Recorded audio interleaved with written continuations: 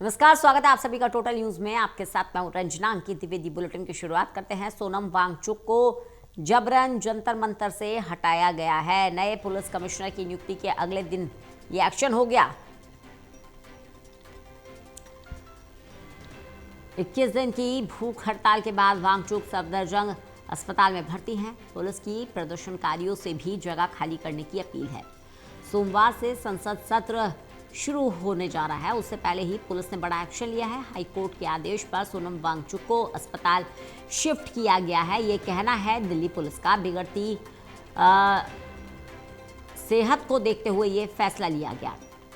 स्वास्थ्य स्थिति और मेडिकल सलाह के बाद ये फैसला लिया गया, ये कहना है दिल्ली पुलिस का।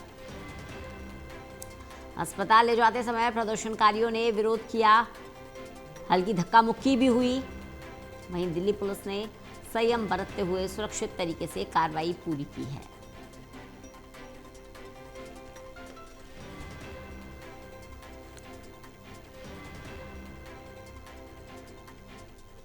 ऑनरेबल हाईकोर्ट के आदेशानुसार और हेल्थ कंडीशंस और मेडिकल एडवाइस के अनुसार श्री सोनम वांगचुक जी को माइक नीचे कर लो। यहाँ से भाई क्या कर रहे हो यार? अप्रोप्रिएट गवर्नमेंट हॉस्पिटल जो मच नीडेड मेडिकल इंटरवेंशन है उसके लिए ले जाया गया है। इंडिया टीवी नीचे भाई, इंडिया टीवी और अंडर मेडिकल सुपरविजन।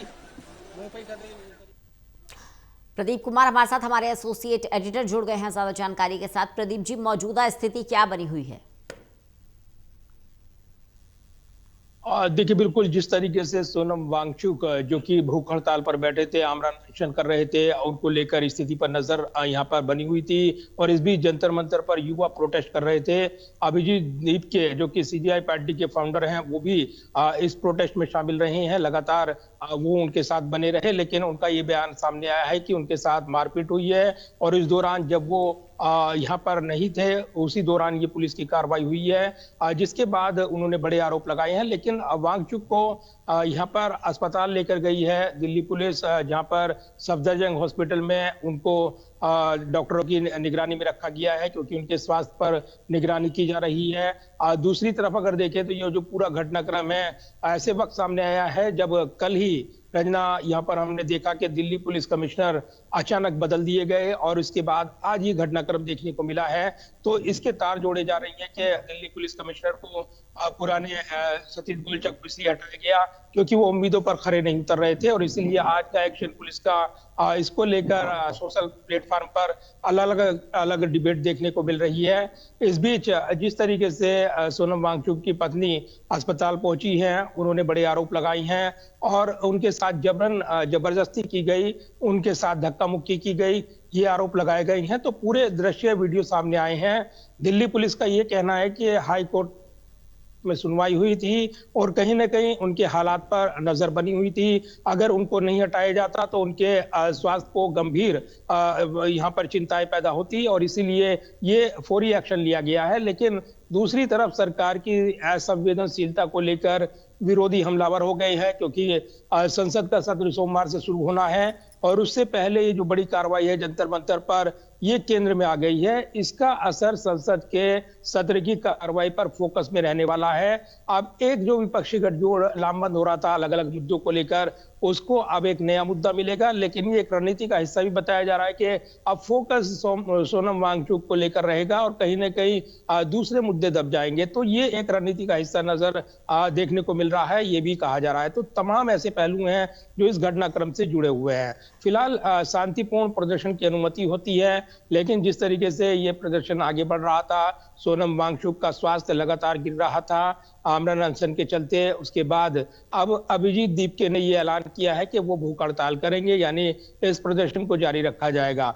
लेकिन जो पुलिस है वो जंतर मंतर को खाली करा रही है और उन्होंने वार्निंग दी है कि इसको तत्काल खाली किया जाए।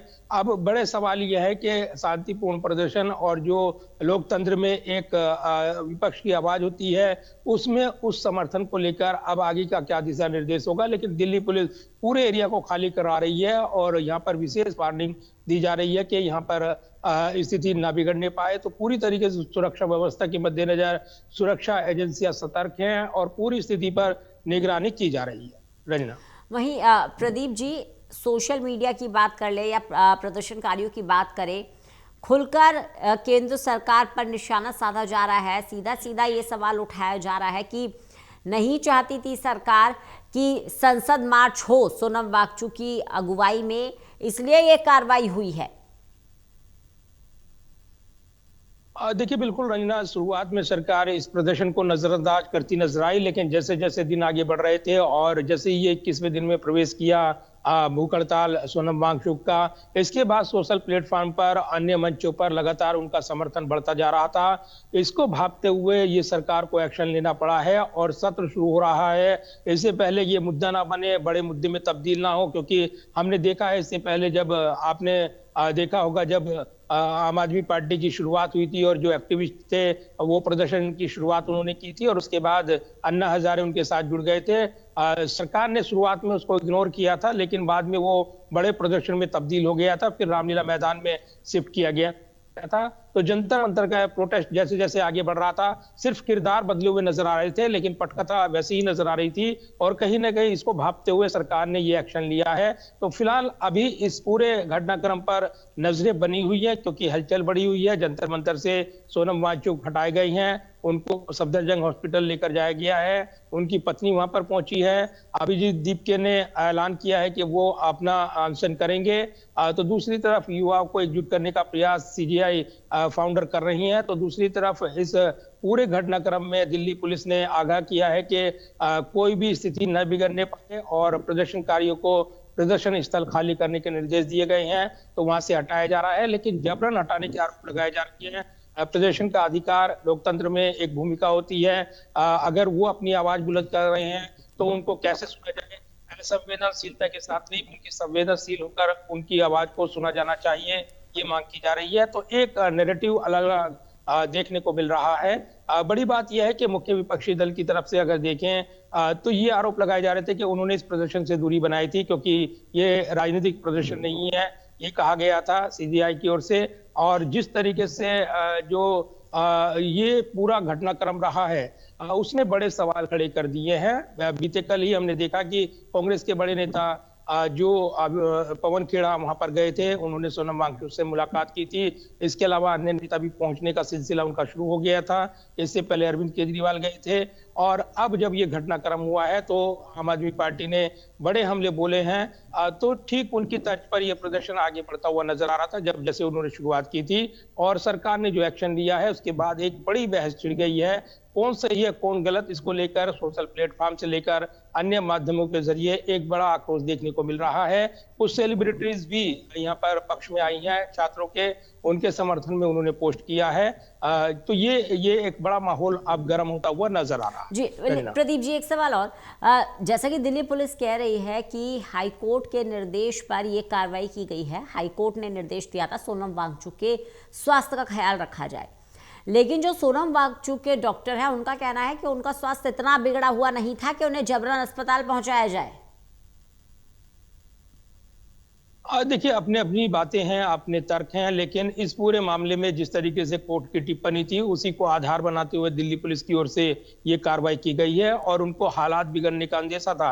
अगर वहां पर आमरण अनशन स्थल पर सोनम वांगचुक की हालत और बिगड़ती, क्योंकि जैसे जैसे दिन बीत रहे थे उनकी हालत में लगातार गिरावट दर्ज की जा रही थी। डॉक्टर उनका पैनल नजर बनाए हुए था, उनके निजी डॉक्टर भी हालात पर नजर बनाए हुए थे, लेकिन कहीं ना कहीं हालात चिंताजनक थे। करीब 19 किलो वजन घटा, ये दावे किए गए और इसी के साथ ये जो अनशन आगे बढ़ रहा था इसने राजनीतिक चिंताएं भी यहाँ पर पैदा कर दी थी।